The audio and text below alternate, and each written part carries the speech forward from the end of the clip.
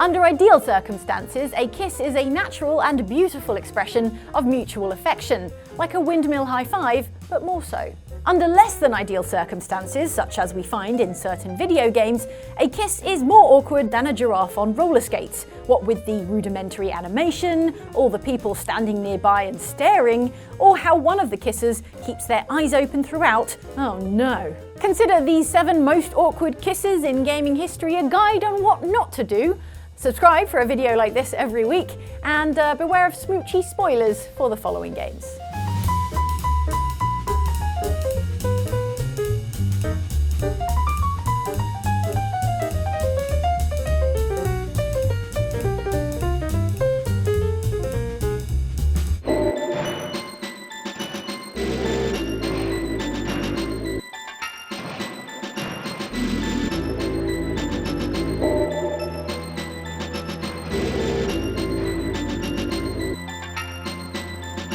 In the James Bond movie GoldenEye, the romantic chemistry between Bond and his love interest, Natalia Simonova, is a given, on account of how he's James Bond and she is an attractive woman 20 years younger than him in his immediate eyeline.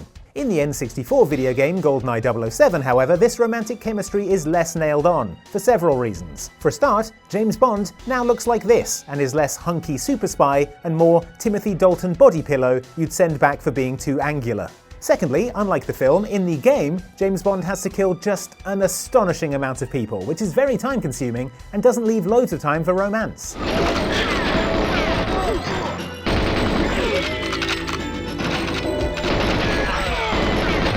And thirdly, you spend a good chunk of the game having to escort Natalia around without getting her killed. And there is literally nothing in the world more frustrating or less likely to make you want to make out with someone than her constantly running in front of your guns and getting herself killed. However, this is still James Bond we're talking about, and by the time you've finished the game, Sean Bean has fallen off a radio antenna and you've helicoptered to safety, Bond has forgotten about all that and is ready for love. As your reward for finishing the game, GoldenEye then cuts to a scene of Natalia and Bond alone in a jungle clearing. "Oh James, are you all right?" asks Natalia, breathlessly. "Yes, I'm fine, thank you," says Bond, a phrase which clearly drives Natalia wild as the credits then roll and the two of them start rubbing their cubey faces against each other. The faces are bad, sure, but the arms are, in many ways, worse. It's as if the animators knew that arms were involved in the making out process somehow, but weren't 100% on the details, so had them sort of move around in a vaguely sexy way and hoped that no one would notice. After 4 solid excruciating minutes of this, the credits finally end and the scene fades to black, although some say they're still there to this day. Maybe they finally figured out where the arms go. We can only hope. Sonic, if you leave here to go on another adventure, remember this place. Definitely. For reasons that made sense at the time, in 2006, Sonic the Hedgehog received a reboot that was by turns baffling, bizarre, and gritty, to the point where it began with Dr. Eggman doing a terrorist attack. For reasons that must also have made sense at the time, the game tells a story of blossoming romance between Sonic the Hedgehog, who is a hedgehog, and Elise, who is an exquisite anime princess, and more to the point, a human. Mr. Sonic! Just call me Sonic. Now then, are you okay? No big deal is made of the interspecies nature of this love story. In fact, the way literally no reference is ever even made to said species difference may lead you to doubt your very instincts, wondering maybe I'm the weird one for finding this weird, maybe it's just me. My friend, it's not just you.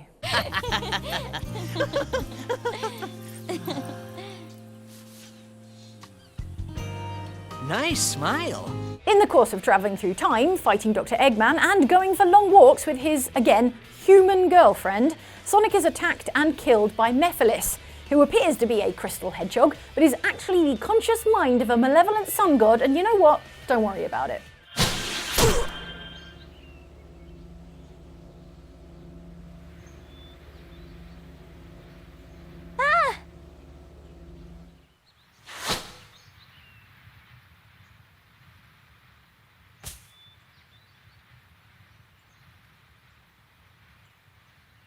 Don't worry, kids. Sonic's just sleeping with a big laser hole in him. The only way to bring Sonic back to life, it turns out, is with a kiss from Elise, who appears to be an anime princess, but is also a vessel for the raw power of a malevolent sun god, and you know what? Don't worry about it. Sonic, come back. To me. To us.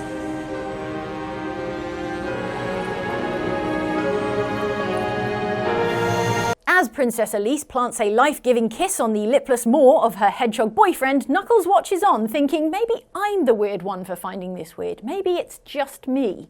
Anyway, the kiss does the trick, Sonic is resurrected in a new, more glorious form, and though Princess Elise is tired out from the kissing, all his anthropomorphic animal friends, except maybe Knuckles, celebrate, having witnessed this totally fine and not weird kiss. And also Sonic is alive again. If you played Sonic the Hedgehog in 2006, then I'm sorry for reminding you. And if you never played it, well, I'm sorry you had to find out this way. Many decisions lie ahead. None of them easy. Game series don't come much more epic than the original Mass Effect trilogy. In it, you'll travel across an entire galaxy, visiting strange worlds and encountering weird and wonderful alien races, all in pursuit of a single mission, or prime directive. Get Shepard laid. Alright, there was some stuff also about an existential threat to all organic life in the galaxy, but let's be honest, priority one was bumping varying degrees of uglies with all manner of intelligent alien life. If you were a Turian, I'd be complimenting your waist or your fringe, so your hair looks good, and your waist is very supportive. Hey, I said they were intelligent. I didn't say they had game. There are tons of romance options over the course of the trilogy, and each one had to be navigated differently depending on the personality and species of your chosen partner. There are Asari mind melds, the complexities of Quarian biology, and having to deal with Ashley Williams quoting Tennyson in the bedroom. Death closes all. But something ere the end, some work of noble note, may yet be done. Not unbecoming men that strove with gods. Does no one on this ship have game? But if you're going to choose a crewmate to have an exclusive relationship with, that means there are going to be others in your team who are still out there looking for love in this big old galaxy. In at least one case, another relationship can blossom on your ship, the Normandy, between fishbowl-helmeted Tali and big tree-bark-looking person Garrus, something you'll discover when you walk in on them smooching in the ship's main battery. Oh. We were just, I bet it sounds exactly like a tree branch scraping on a window on a stormy night. This is all exactly as awkward as you'd expect, and both of them make a series of terrible excuses for making out. I think one of my mandibles got hooked on her helmet. It might have caused a rupture, so I asked him to check. Well, you know, because of infection risks, didn't want to jeopardize the mission. The only thing jeopardizing the mission here is that your commander is about to cringe himself to death. Guess it helps to have something to come back to. What do you mean to come back to? This is just a fling, Bakarian. I'm using you for your body. Alright, enough. At this rate, you're going to put me right off being able to complete the Prime Directive. It's $2 a glass. Oh, better be good then. It's the best. Thank you. Santé. They say that good artists copy and great artists steal, so that must make French artist Charles Châtenay from Red Dead Redemption 2 a great artist, because he is constantly stealing other people's husbands and wives. Hey, you gonna do right by this feller's wife? You have done right by her. The little bird is free. You first meet Charles in a saloon in Saint-Denis, where you discover that he was asked to leave France on account of how bad he is at painting, which was apparently a deportation-worthy offence back in the 19th century. Next time you see Charles, he asks you to come see his art exhibition at a local gallery, something that sounds like it'll be a fun and cultural experience, until you get there and realise that the paintings are all salacious nudes of various townsfolk he's had affairs with, something the rest of the attendees realise at about the same time as you do, kicking off a massive riot. Stop looking at my mama! Well, maybe she shouldn't have exposed herself like that. This is disgusting. The nerve on you! That's it! Oh, come on, Mildred. This is no place for us. Come here! Son of a bitch! In your final encounter with Charles, you help him escape to the South Pacific, something he apparently needs to be dressed up like this to achieve. My friend, it is me, Charles Châtenay, the painter. Okay. In the process of this daring escape, the two of you dart into the Saint-Denis train station, where Charles, thinking quickly when he thinks he sees someone he recognizes, grabs Arthur and plants a smacker on his lips. What's this? Quickly!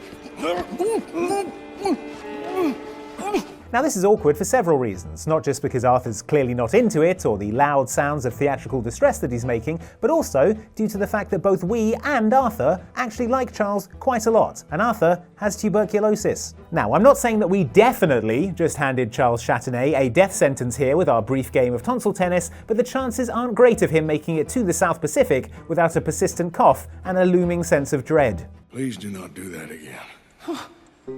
Now get moving, come on. Still, in return for helping him, Charles gives us one of his sketches, which he promises us will be worth something someday. Although I can tell you that this day, right now, it's worth $4.23, which will barely buy you one bottle of hair tonic. What the hell, Charles? You have nice lips.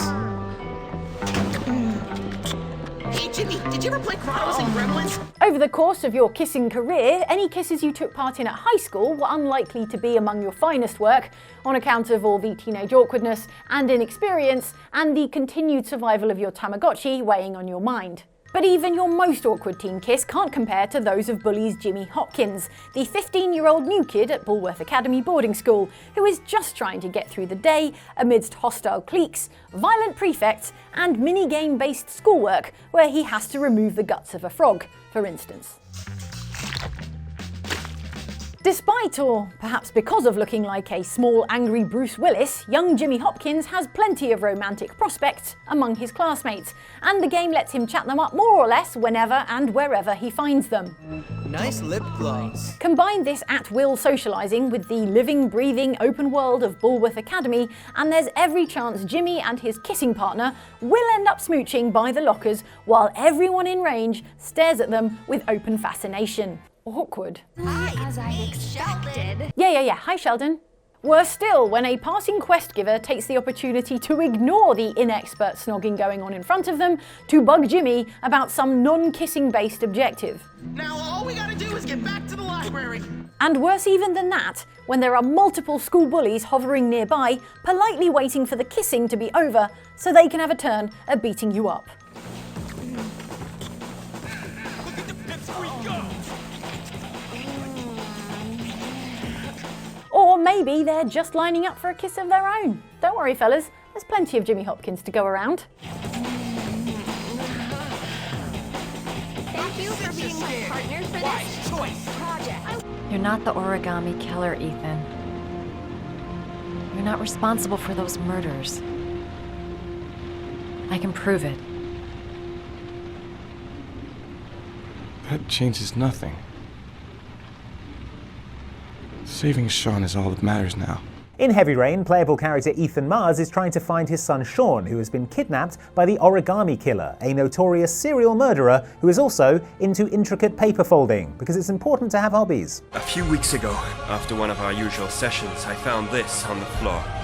It must have fallen out of his pocket. Anyway, to discover the location where his son is being held, Ethan is forced by the Origami Killer to go through 5 trials. Because someone apparently watched Saw recently, most of these trials involve Ethan inflicting horrible pain or psychological torture on himself to prove how much he loves his son. For example, in this trial, Ethan is given 5 minutes to cut his own finger off. Couldn't I put some of his paintings on the fridge?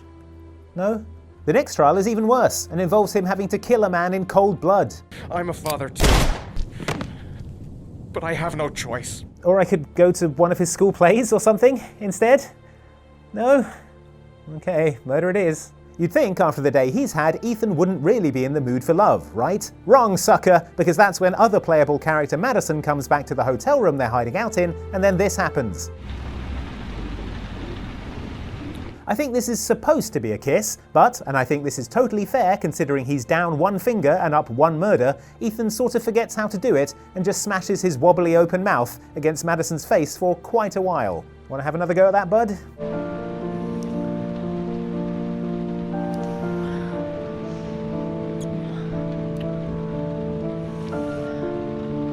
Just as bad.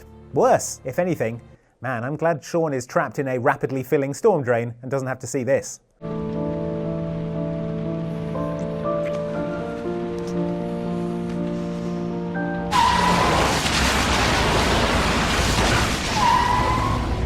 Here we are. Are you sure you know what you're doing? The Oracle's seen the child, just like I did. He'll be here to find her any minute now. I've got to get to her before he does. Wait for me here.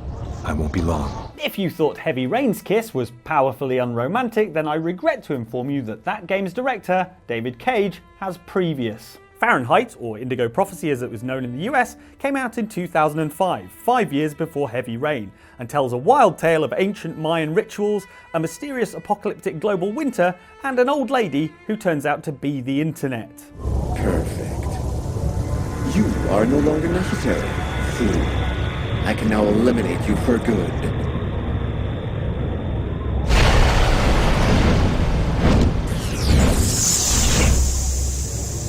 She can't be the internet. It's been 30 seconds and she hasn't said anything racist. Over the course of the game, one of the 3 playable characters, Lucas Kane, dies after falling from the top of a roller coaster. But apparently, death isn't the impediment it used to be, as Lucas is resurrected shortly afterwards as an ice-cold walking corpse. That's weird. No steam comes out of his mouth when he talks, like his breath was already cold. Lucas and fellow playable character Carla Valenti start to develop feelings for each other while Lucas is hiding out at her apartment. And in a scene towards the end of the game, with the apocalypse looming, they bunk down in that most romantic of settings, a stinky old railway carriage in an underground tunnel. Still not asleep? No, I can't seem to relax. I mean, to be fair, he's been failing to rest in peace for quite some time now. The impending death of all life on the planet must do funny things to a girl's head, because after a bit of chat about the futility of their existence, Lucas leans in for a kiss and Carla appears to be totally into it. And as if the mere idea of making out with a dead human popsicle wasn't creepy enough, watch on in horror as Lucas keeps his eyes open as he mashes his polygonal mouth against Carla's.